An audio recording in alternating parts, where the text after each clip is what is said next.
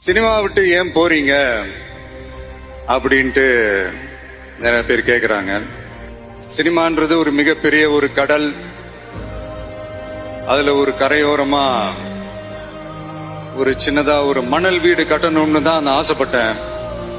But அதே ஒரு மாளிகையா மாத்தி தந்தது நீங்க எல்லாரும் தான். அது மட்டும் இல்ல, நான் சினிமாக்கு வரும்போது இது எல்லாருக்குமே தெரிஞ்ச விஷயம் தான். இந்த பழைய கதை தான். நான் ஃபேஸ் பண்ணாத விமர்சனங்கள் இல்ல, நான் ஃபேஸ் பண்ணாத அவமானங்கள் இல்ல, இந்த மாதிரி நிறைய காயங்கள் அதெல்லாம் தாண்டி தான் வந்திருக்கிறோம். அந்த மாதிரி நேரத்துலலாம் டே ஒன்ல இருந்து என் கூடவே நின்னது என்னோட ரசிகர்கள் தான். ஒரு நாள் 2 நாள் இல்லைங்க, கிட்டத்தட்ட ஒரு 30-33 வருஷத்துக்கு மேல என் கூடவே நின்றுக்கிறாங்க.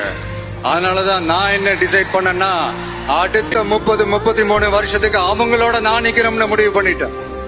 எனக்குன்னு ஒண்ணுனா வந்து தியேட்டர்ல நிக்கிறாங்க, நாளைக்கு அவங்களுக்குன்னு ஒண்ணுனா அவங்க வீட்டுல போய் நிக்கணும்னு நான் முடிவு பண்ணிட்டேன்.